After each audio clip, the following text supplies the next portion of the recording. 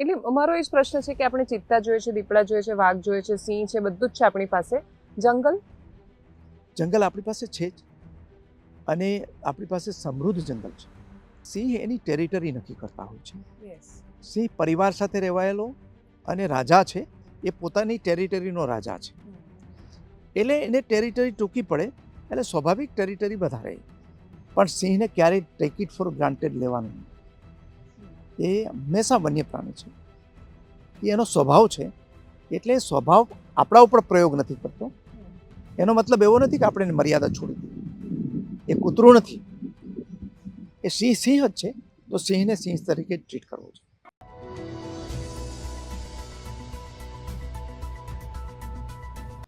ગીર અને બૃહદ ગીરમાં જે સમસ્યાઓ આવી છે એમાં ગીરમાં મોટાભાગે અર્જુનભાઈ આપણે જોઈએ છીએ કે ત્યાંના માલધારીને ખબર છે કે એણે સિંહની આમદને કઈ રીતે રાખવાની છે, અને એટલે ત્યાં આટલા બધા માલધારી છે, માલઢોર છે, પણ આવા કોન્ફ્લિક્ટ નથી દેખાતા જે બૃહદ ગીરમાં દેખાય છે. તો આનું કોઈ રીઝન સમજાયું હોય? કેમ કે છેલ્લા થોડા સમયથી જે રીતે અચાનક રાઇઝ થયો છે ઘટનાઓમાં, એ બહુ સમસ્યા કરી રહ્યો છે. જો જ્યાં સુધી આપણા ગીર અને આપણા લાયનની વાત કરીએ તો માત્ર માલધારી સમાજ તો એના પરિવારનો હિસ્સો છે, લાયન એના પરિવારનો હિસ્સો છે, એટલે ક્યારેય એના કોન્ફ્લિક્ટ જોવા નહીં મળે. અને એ તો એમ કહેવાય છે કે જૂના વખતની અંદર માલધારીઓ છે, સિંહને હાકલો પડકારો કરે એટલે એ સામે આવતો હોય કોઈ જગ્યાએ તો દિશા બદલી નાખે, એટલા બધા એની સાથેના એનું તાદાત્મ્ય હતું. પણ આસપાસની પ્રજાનું પણ અનુકૂલન સિંહની સાથેનું અદ્ભુત છે. અને આપણા દેશની અંદર જે આ લાયનની વસ્તી વધી છે એનું એકમાત્ર કારણ એ છે કે આપણે પ્રજા છે, આપણે પ્રજા તરીકે સિંહને એક સ્વીકારેલો છે. આફ્રિકાની અંદર સિંહની વસ્તી ઘટી છે, જ્યારે આપણે 5 વર્ષમાં 30% વસ્તી વધી છે. એટલે એના પ્રશ્નો નથી. પ્રશ્નો આવે છે જે લોકો અને સિંહને એક જુદા દ્રષ્ટિથી જુએ છે કે એને પજવણી કરીને આનંદ મેળવવો, પિશાચી આનંદ છે એ પ્રકારનો. એના જે પ્રાઇવસીનો પિરિયડ હોય એના બચ્ચા સાથે હોય કે મેટિંગમાં હોય ત્યારે એને ડિસ્ટર્બ ના કરવો, દૂર રહેવાનું, અવાજ નહીં કરવાનો, શાંતિથી પસાર થઈ જવાનું. એવા જે બહુ ફ્રિન્જ એલિમેન્ટ થોડાક જ છે, એને કારણે આ દુર્ઘટનાઓ ક્યાંક ક્યાંક બનતી હોય છે. અને એને એ બાબતની અંદર હમણાં જ અમારે માનનીય મુખ્યમંત્રી શ્રી ભૂપેન્દ્રભાઈ પટેલ સાથે પણ વાત થઈ. અમે એ બાબતે બહુ ઝીરો ટોલરન્સથી ચાલવાના છીએ. કોઈ પ્રકારની સિંહ દર્શન કરાવવા ગેરકાયદેસર રીતે કે પછી એની પજવણી કરવી, એની સામે સખત કાર્યવાહી કરવાના છે. હમણાં જ અમરેલી જિલ્લાની અંદર આવું એક ઘટના, સિંહ દર્શન ગેરકાયદેસર કરાવવાની ઘટના બની હતી, તો કોર્ટે એને જામીને ના આપ્યા અને ઉપરાંત એને પાસા પણ કરવામાં આવ્યા. એટલે એ બાબતે આપણે સખ્તાઈથી વર્તીશું. આપણે જે કાંઈ ગીરની આજુબાજુની ઇકોનોમી છે, એ ઇકોનોમીમાં જે લાયન છે એને કારણે જે કન્ટ્રીબ્યુશન છે એ ખૂબ મોટું છે. આજે આજુબાજુની જમીનોના ભાવ પણ વધ્યા છે. એનું કારણ એક જ છે, ફળદ્રુપતા તો એનાથી દૂર જઈએ તો પણ છે, પણ જે પ્રોક્સિમિટી છે વનની સાથેની, લાયન સાથેની, એટલે એને કારણે આપણે એને એ લોકો આજુબાજુના લોકો એ બાબત સમજે છે ને મર્યાદાએ રાખે છે. પણ જે લોકો મર્યાદા નથી રાખતા એના માટે આપણે ઝીરો ટોલરન્સની નીતિ અપનાવવાના છીએ. ગિરનારમાં જે ઘટના બની, શું આપણી પાસે એના પછી બિડગાર્ડ એસોસિએશને પણ પત્ર લખ્યો છે? વન રક્ષકો આપણી પાસે જે જરૂર છે એના કરતાં ખાસા ઓછા છે. એ વખતે ચોકી ત્યાં જ છે, એટલે આઈડિયલી આવું ન થવું જોઈએ. ગિરનાર છે, દાતાર છે, તમે જાહેરાત પણ કરી. પાલીતાણામાં પણ એવું જ થશે આવનારા સમયમાં. એટલે આટલી બધી જગ્યાઓ છે કે જ્યાં બહુ જ વર્ષોથી શ્રદ્ધા સાથે જોડાયેલા માણસો જતા આવ્યા છે, ત્યાં આવી ઘટનાઓ થશે તો ઓલ ઓવર ત્યાંની ઇકોનોમીને અને ત્યાંની શ્રદ્ધાને બંનેને બહુ મોટી અસર થશે. આવી જ આ બાબતે અમે પાલીતાણા અને ગીર 2 જગ્યા એવી છે કે જે યાત્રાનું ધામ છે, પરંપરાગત રીતે યાત્રાઓ થાય છે, અને સુરક્ષાની જવાબદારી પણ આપણે રાજ્ય સરકારની અને જે કોઈ આયોજકો છે એમની છે, એટલે એમાં કોઈ બીજી વાત આવી શકે નહીં. પાલીતાણા બાબતે પણ અમે જે આણંદજી કલ્યાણજીની પેઢી અને બીજા જે સ્ટેક હોલ્ડર હતા એમની સાથે વન વિભાગે મિટિંગ કરેલી અને આખી એક સ્ટાન્ડર્ડ ઓપરેશન પ્રોસિજર ત્યાં બનાવી, ટ્રેકરોની સંખ્યા વધારી, સીસીટીવી સર્વેલન્સ પણ વધાર્યું, ડ્રોનની સર્વિસીસ આપી. એ ઉપરાંત આણંદજી કલ્યાણજીની પેઢી જે છે, જે આ મેનેજમેન્ટ કરે છે, એના જે સિક્યુરિટી સ્ટાફ છે એને પણ અમે ટ્રેનિંગ આપી અને એને કારણે ગયા વખતે જે 6 ગાંવ યાત્રા થઈ એ એકદમ સફળતાપૂર્વક લાખોની સંખ્યામાં લોકો આવે છે પણ કોઈ જાતનું ડિસ્ટર્બન્સ નહીં. અને એ સિંહ છે એ સામાન્ય રીતે એવી રીતે ડિસ્ટર્બ પણ કરતો નથી. એ જ રીતે અમે ગીરની અંદર પણ ગઈકાલે જે મિટિંગ કરી તે મિટિંગની અંદર અમે નિર્ણય લીધો 25 નવા ટ્રેકરોને અમે એમાં ઉમેરીએ છીએ. ડ્રોન સર્વેલન્સનું આયોજન કરવાનું નક્કી કર્યું છે. સીસીટીવી કેમેરા તો ઓલરેડી છે, વધારે સ્ટ્રેન્થન કરીશું. અને એ ઉપરાંત અમે ત્યાં જે સેન્સિટિવ પોસ્ટ છે, જગ્યા છે, ત્યાં કાયમી એક ચેકપોસ્ટ પણ ઊભી કરીશું. અને યાત્રીઓ માટે જે ઘટનાઓ બની એમાં કારણ એ બન્યું કે ભાઈ જે આપણે એક બાળકને ઉઠાવી જવાની ઘટના બની અત્યંત દુઃખદ છે, પણ એ બાળક તો બિચારો ભોગ બન્યો. પણ એની અગાઉ જે પજવણી કરતા વિડીયો બહાર આવ્યા છે સિંહની, અને એ ઉપરાંત જે એક યુવાનની ઇન્ટરવ્યૂ સામે આવ્યું કે ભાઈ શું ઘટના બની હતી, એટલે કોઈકે ઉશ્કેર્યો ને કોઈક ભોગ બની ગયું એમાં. એટલે આ ઘટના ન બને એટલા માટે અમે ત્યાં એસઓપી પણ બનાવીએ છીએ યાત્રાળુ માટે. નીચેથી જ એમને સૂચનાઓ અપાઈ જાય, કોઈ મ્યુઝિક વગાડવાનું નહીં, સૂત્રોચ્ચાર કરવાનું નહીં. એ પ્રકૃતિને માણવા માટે જઈએ છીએ, શોર બકોર કરવા માટે નહીં. શોર બકોર કરવા માટે તો બીજી ઘણી જગ્યાઓ છે. ત્યાં તો જે શાંતિ છે, જે પીસ છે, એ પીસને એન્જોય કરવાની છે.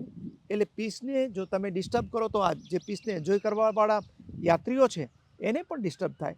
એટલા માટે ત્યાં આખો સાયલન્સ ઝોન ડિક્લેર કરવાના છે. એટલે હું માનું છું કે આ બાબતે પૂરા પગલાં લેવાશે. અને કલેક્ટર જુનાગઢ કલેક્ટરશ્રીને પણ અમે સૂચના આપી છે કે તમે પણ સ્ટેક હોલ્ડરોને સાથે બનાવીને આ જે પ્રકારે પગલાં લેવા જોઈએ સરકારે નક્કી કર્યું છે એની અમલવારી કરાવો. 1968માં ડૉક્ટર પોલ જોસ્લિન આવ્યા અને એમણે એક આખો સ્ટડી કર્યો સિંહના વર્તન પર, એના ખોરાક પર. અને પછી 72 પછી પ્રોજેક્ટ લાયન ઇન્ટ્રોડ્યુસ કર્યો કેન્દ્ર સરકારે. બહુ જ બધા નેસ ખાલી કરાવ્યા, આપણે માલધારીઓને એ વખતે બહાર કાઢ્યા. બહુ વર્ષો થયા. શું હવે બહુ જ સાયન્ટિફિક રિસર્ચની, એના સાયન્ટિફિક પોપ્યુલેશન મેનેજમેન્ટની અને બાકીના બહુ જ વિષયો પર સંશોધનની જરૂર નથી લાગતી? આપણે ત્યાં ગીર ફાઉન્ડેશન છે, એણે પણ ઘણું આ બાબતે રિસર્ચ કરેલું છે. મોદી સાહેબ જ્યારે ગુજરાતમાં હતા ત્યારે જે સિંહનું પોપ્યુલેશન જે છે એમાં ઘટાડો ન થાય, કોઈ ભારે રોગ ના આવે એ માટે પણ પગલાં લીધા હતા. શિકારી ગેંગ આવી હતી તો પણ એને નેસ્ત નાબૂદ આપણે કરી દીધી હતી. એ પછી આપણે જે મોદી સાહેબ વડાપ્રધાન થયા એ પછી આપણે જે એને પહેલો ઇનિશિયેટિવ લીધો કે જે 7 બિગ કેટ છે, એ 7 બિગ કેટ માટેનું ઇન્ટરનેશનલ બિગ કેટ એલાયન્સ બનાવ્યું. ભારત પહેલું સભ્ય બન્યું, એનું હેડક્વાર્ટર દિલ્હીમાં છે. અને એના પછી આજે લગભગ 60 જેટલા દેશો મેમ્બર થયા છે. અને આપણે એ બિગ કેટ એલાયન્સની મિટિંગ પણ 2023માં જુનાગઢ કરી. આપણા નેશનલ વાઇલ્ડ લાઈફ બોર્ડની મિટિંગ પણ જુનાગઢની પણ સાસણ કરી, બંનેની સાસણ કરી. મોદી સાહેબ સાસણમાં રોકાયા પણ ખરા, સફારી પણ જોયું. અને લાયન ઉપરનું નેશનલ રિસોર્સ સેન્ટર ભેંસાણની બાજુમાં અત્યારે આકાર લઈ રહ્યું છે. લગભગ 200 કરોડ રૂપિયાના ખર્ચે આખું રિસર્ચ સેન્ટર તૈયાર થવાનું છે. એટલે આપણે એના માટેના જરૂરી પગલાં લેવાયા છે આપણે. અને એટલે જ આપણે ત્યાં પોપ્યુલેશન 30% વધી છે. જ્યારે આફ્રિકાની અંદર સિંહોની વસ્તી ઘટે છે, બિગ કેટની બધી જગ્યાએ આપણે ત્યાં ઘટે છે. આપણે તો ગૌરવ લેવું જોઈએ કે ગુજરાતમાં એક બિગ કેટ હતી, આપણે એ 2 બિગ કેટ હતી. એક આપણે લાયન હતા અને બીજા લેપાડ એટલે દીપડા છે. એ પછી વાઘ આવ્યો છે. અને આપણે મેં હસતા હસતા કીધું છે કે અમે દુલ્હનની રાહ જોઈએ છીએ.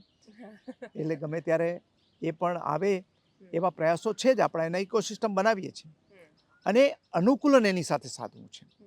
એનાથી જંગલની સુરક્ષા વધારવી છે, સાથે સાથે આજુબાજુ રહેનારા લોકો છે એની લાઇવલીહુડમાં વધારો થાય, એના આવકમાં વધારો થાય, એ સાથેના પ્રયત્નો છે. આપણે કચ્છની અંદર ચિત્તા માટેની જે ઇકોસિસ્ટમ બનાવી રહ્યા છે બન્નીની અંદર. એટલે 4 બિગ કેટ, 2 હતી, બીજી 4 બિગ કેટ હવે આપણે ગુજરાતમાં હશે. એટલે મારો એ જ પ્રશ્ન છે કે આપણે ચિત્તા જોઈએ છે, દીપડા જોઈએ છે, વાઘ જોઈએ છે, સિંહ છે, બધું જ છે આપણી પાસે. જંગલ? જંગલ આપણી પાસે છે જ, અને આપણી પાસે સમૃદ્ધ જંગલ છે. એવું પણ નથી. સિંહ જંગલની બહાર વધારે નથી રહેતા? એવું છે કે સિંહ એની ટેરિટરી નક્કી કરતા હોય છે. યસ. સિંહ પરિવાર સાથે રહેવાયેલો અને રાજા છે, એ પોતાની ટેરિટરીનો રાજા છે. એટલે એને ટેરિટરી ટૂંકી પડે એટલે સ્વાભાવિક ટેરિટરી વધારે અહીંયા. અને એના ભાગરૂપે આજે આપણે સિંહ છે 11 જિલ્લાઓમાં આવ્યા છે. પણ આજ દિવસ સુધી કોન્ફ્લિક્ટના બનાવો રેરેસ્ટ ઓફ ધી રેર છે. રેરેસ્ટ ઓફ ધી રેર છે. સાપ કરડવાથી મૃત્યુ થયો હશે કોઈક દિવસ, આપણે વીછી કરડવાથી થયો હશે, બીમારીથી થયો હશે, પણ સિંહના હુમલાઓ નહિવત કહી શકાય. અને એમાં પણ કોઈકને કોઈક જગ્યાએ આપણે દોષિત હોઈએ છીએ. એવી રીતે એક ઘટનાને બાદ કરતા અહીંયા સિંહે હમણાં આપણે એવું બન્યું નથી. હમણાં માલધારીનો વિડીયો જોયો આપણે. હા, જેને દબોચી દીધો હતો ને પછી એ શાંતિથી કોઈએ એ સિંહને બીજી જગ્યાએ ઉશ્કેરવામાં આવ્યો હતો. પછી માલધારીના ઘર આગળથી નીકળો એટલે એ બંને સામસામે થઈ ગયા, એટેક કરીને પાડી દીધો, એના ઉપર બેસી ગયો લાયન, અને 30 મિનિટ સુધી એ માલધારી ભાઈ છે એ આરામથી આવી રીતે સિંહની બાજુમાં સૂતો રહ્યો. એ માલધારીએ કેટલી બધી હિંમત કેળવી હશે, એણે કેટલું બધું સિંહ સાથે અનુકૂલન સાધ્યું હશે, અને સિંહની જે સ્વભાવ અને ભાષા કેવી રીતે જાણતો હશે કે એણે જરાય ઉશ્કેરાયા વગર એ શાંતિથી બેઠો રહ્યો. આખરે સિંહ છોડીને ગયો. જો સિંહ ખરેખર માણસને મારવા ટેવાયેલો હોત તો પહેલો તો નિસહાય બેઠો હતો. સીધું ગળું પકડવાની વાત હતી. અને સિંહ શિકાર કરે ત્યારે હંમેશા એના ગળા ઉપર જ પેલું કરે છે, જેથી બીજો કોઈ ઇઝીલી એનો પ્રે થઈ જાય, ચાન્સ જ ન રહે. કશું કર્યું નહીં, પેલો તો હું ગળું ઊંચું કરીને જોતો હતો એની સામે, અને આખરે છોડીને વયો ગયો.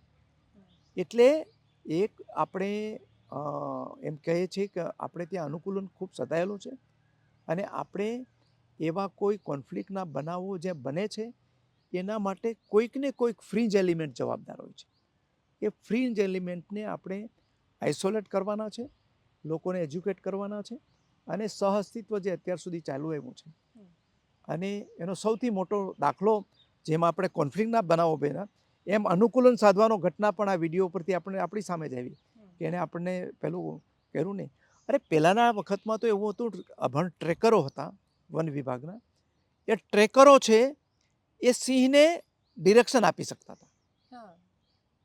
એને રસ્તામાંથી ક્રોસ થતા હોય તો એની ભાષામાં વાત કરે એટલે સિંહ રસ્તોમાં ચાલવાને બદલે અંદર ઉતરી જાય. એટલે એ આપણને, હું માનું છું ત્યાં સુધી સિંહ છે એ જ્યાં સુધી કોઈ છંછેડે નહીં ત્યાં સુધી ભાગ્યે જ આવું કંઈક ઘટનાઓ બનતી હોય છે. પણ શું એ પ્રકૃતિ શિક્ષણની જરૂર નથી? કેમ કે આ બધી ઘટનાઓ જ્યારે માણસો સાંભળે છે ત્યારે એમને એવું લાગે છે કે હા, એનું કેમ કે નેગેટિવ અસર પણ થાય છે. એવું માને છે કે સિંહ કશું જ નહીં કરે. આપણે એ નથી સમજાવી શકતા કે સિંહ શક્તિશાળી છે ને કશું નથી કરતો, એ આમન્યા જાળવે છે. જ્યાં સુધી આપણે આમાન્ય જાળવીએ ત્યાં સુધી. એટલે એ આખું જંગલમાં કેવી રીતે રહેવું, એની ડિસન્સી, કેમ કે જેટલા લોકો ટાઈગરના, વાઘના એરિયામાં જાય છે ત્યાં ડિસન્સી જાળવે છે, ગાડીમાંથી નથી ઉતરતા, બહુ સ્ટ્રિક્ટ પાલન થાય છે ત્યાં. એ જ્યારે અહીંયા ગીરમાં આવે છે તો છાકટા કેમ બની જાય છે એ માણસો બધા? એ બાબતે બહારના લોકો આવી અને આવું વર્તન કરે છે, અને એમાં એને આવા લઈ જનારા પણ ફ્રિન્જ એલિમેન્ટ છે. એટલે એ હવે ક્યારેય ચલાવવા દેવાના નથી આ બાબતે. અને સિંહ છે એ આખરે વન્ય પ્રાણી છે, વાઇલ્ડ લાઈફ છે, એનો સ્વભાવ છે. આપણે મર્યાદા રાખે છે એનો મતલબ એવો નથી કે આપણે એની બાજુમાં જઈશું, અથવા તો એની પ્રાઇવસીના સમયમાં હોય ત્યારે જઈશું તો પણ એ સહન કરી લેશે. જરા પણ નહીં. સિંહથી સલામત અંતરે જ રહેવું જોઈએ, અને એની મર્યાદા રાખવી જોઈએ, અને ઉશ્કેરવું ન જોઈએ, અને એને રસ્તે જવા દેવો જોઈએ, અને આપણે રસ્તે જવું જોઈએ. તો સિંહ કોઈ દિવસ ક્યાંય નડતર ન થાય. પણ સિંહને ક્યારેય ટેક ઇટ ફોર ગ્રાન્ટેડ લેવાનું નહીં. એ હંમેશા વન્ય પ્રાણી છે, એ એનો સ્વભાવ છે. એટલે સ્વભાવ આપણા ઉપર પ્રયોગ નથી કરતો, એનો મતલબ એવો નથી કે આપણે એને મર્યાદા છોડી દઈએ. એ કૂતરું નથી, એ સિંહ સિંહ જ છે, તો સિંહને સિંહ તરીકે ટ્રીટ કરવો છે. રિઝોર્ટની જે પરમિશન મળી અને ઘણા બધામાં તો નથી મળીને તોય ચાલી રહ્યા છે, એટલે હાઈકોર્ટમાં પણ જે એફિડેવિટ છે એટલે અડધા ઉપરના એકમો ગેરકાયદેસર રીતે ત્યાં ચાલી રહ્યા છે. એના પર જ્યાં સુધી નિયંત્રણ નહીં આવે, માણસ જ્યાં સુધી આટલી હદે જંગલમાં ઘૂસતો રહેશે કે સિંહ જે જંગલનો રાજા છે એ જ જંગલની બહાર જતો રહે, તો ત્યાં સુધી પછી આ બાકીની બધી આપણે જે ચર્ચા કરી એ અસ્થાને નહીં થઈ જાય. જો જ્યાં સુધી વન વિભાગને પ્રશ્ન આવે છે ત્યાં સુધી વન વિભાગની અંદર આપણે કોઈ પરમિશનો આપતા નથી. વન વિભાગની બહાર જે ઇકો સેન્સિટિવ ઝોન છે એમાં જે એસઓપી નક્કી થયેલા છે એ પ્રમાણે આપણે પરમિશન એસઓપી વિસ્તાર 0 થી 1ની અંદર કોઈ પણ પ્રકાર જે વનની બોર્ડર છે એનાથી 0 થી 1ની અંદર કોઈ પરમિશન નથી. વન પછી થોડી ઘણી 1 કિલોમીટર પછી થોડી ઘણી પરવાનગીઓ મળે છે. અત્યારે એના ઇન્સ્પેક્શનો ચાલી રહ્યા છે આપણે કોર્ટના હુકમથી. સબજ્યુડિસ મેટર છે એટલે હું વધારે નહીં કહું, પણ આપણે વન વિભાગ બધાની સામે વિલન સાબિત થઈને પણ અમારો વન વિભાગ છે વન વિભાગનું કામ જ વિલન થવાનું છે, વિલન આઈ થવાનું છે. થિંક એટલે એનું કામ ના પાડવાનું છે. એનું ના પાડવાનું છે. એટલે એને કારણે અમે તો પરવાનગી આપવાની જે આવી બાબતોમાં બહુ સ્ટ્રિક્ટ ધોરણો છે અને એનું પાલન કરીએ જ છીએ અને કરવાના છીએ. તમે વિલનની વાત કરી એટલે અમારા એક જે આઈએફએસ ઇન્ડિયન ફોરેસ્ટ સર્વિસીસના ઓફિસર હતા, એણે કીધું કે અમે ટ્રેનિંગમાં ગયા હતા તો ટ્રેનિંગની અંદર અમને પહેલાં જ કહેવામાં આવ્યું કે આપણો રોલ શું છે. તો કે ફિલ્મમાં ઘણા ફિલ્મ બને એમાં હીરો હોય, હિરોઈન હોય, એની લવ સ્ટોરી હોય, પછી અમુક ગાર્ડિયનના રોલમાં હોય, પણ અને એમાં બધાને ઇનામો મળે, બધું કરે, એપ્રિસિએશન થાય, બધા તાળીઓ પડે. પણ ફોરેસ્ટ વિભાગનું કામ છે એ વિલનનું છે, બધામાં નાદ પાડવાનું છે, એટલે મારે એને જ ખાવાનો છે. સિંહ મરે તો પણ વન વિભાગને પ્રશ્ન થાય અને માણસ મરે તો પણ વન વિભાગને પ્રશ્ન થાય, એટલે એ જવાબદારી બહુ જ મોટી છે. મોટી જવાબદારી છે, બેવડી જવાબદારી છે. બેવડી જવાબદારી. ટુરિસ્ટને રોકીએ કે અહીંયા આગળ જવાનું નથી તો એની હારે સંઘર્ષ થાય. કોઈ નવું યુનિટ, કોમર્શિયલ યુનિટ આવે એને રોકીએ તો એને તકલીફ થાય. દરેક બાબતમાં કોઈને વીજળીનો થાંભલો જોઈએ છે તો પરમિશન લેવી પડે, એમાં જ્યાં સુધી પરમિશન ન હોય ત્યાં સુધી ના રોકીએ. આ બધા છે, પણ છતાં અમે પણ સમજીએ છીએ કે આજુબાજુના જે લોકો છે, ખાસ કરીને ખેડૂતો છે, માલધારીઓ છે, એના કારણે જ આ આપણું વન વિભાગ સુરક્ષિત છે. એટલે અમે એની સગવડતાઓ સાચવવાનું પ્રાયોરિટી આપીએ છીએ. અલબત્ત સેન્ચ્યુરીના નિયમો છે, વન વિભાગના નિયમો છે કે પરવાનગી લેવાની, એનું કોમ્પેન્સેટરી કંઈક એક્શન લેવાના હોય તો એ લેવાના, પણ મંજૂરીમાં કોઈ દિવસ અમે આવી બાબતોમાં ના પાડતા નથી.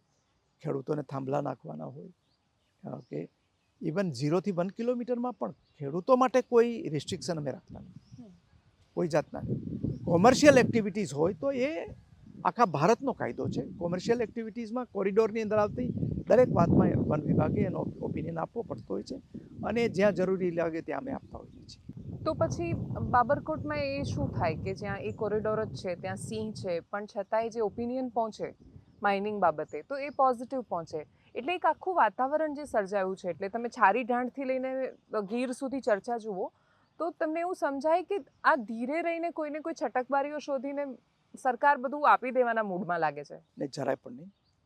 અમારા જ્યાં સુધી લાગે વળગે ત્યાં સુધી આપણે ત્યાં કોન્ઝર્વેશનનું સૌથી સારું કામ આખા ઇન્ડિયાની અંદર નમૂનેદાર થયું હોય તો આપણે ત્યાં થયું છે અને એનું એપ્રિશિએશન પણ છે. 22% વેટલેન્ડ ગુજરાતમાં છે. આપણે 4 જેટલી વેટલેન્ડ છે એનો તો રામસરનો દરજ્જો મળેલો છે અને 5મી રામસર સાઇટ છે એ અમારા પોરબંદરની બાજુમાં, જ્યાં મોકરસાગર છે, ત્યાં એને ટૂંક સમય મળવાનું છે. એ ઉપરાંત જે કોન્ઝર્વેશનના પ્રયાસો જે થાય છે એ મેક્સિમમ આપણે ત્યાં થાય છે. ગ્રીન કવર વધારવાના પ્રયાસો પણ આપણે ત્યાં થાય છે.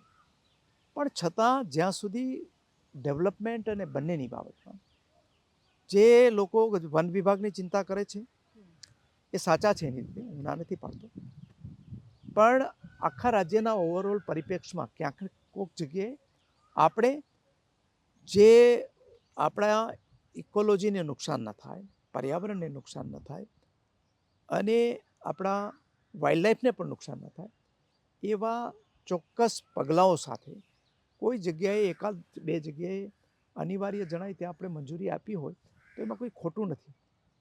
એનાથી આટલું થવાનું નથી. માની લઈએ કે કોઈ જગ્યાએ એક જગ્યાએ કંઈક નાનકડું માઇનિંગનું કામ થાય છે તો નથી આપણે એને બંધ માઇનિંગ કરવા ન દેવું કોઈ એવું નથી, પણ માઇનિંગ માટે જે પ્રિકોશન લેવા જોઈએ એ માઇનર્સ કોઈ લેતા હોતા નથી. એ કારણે નુકસાન જાય છે.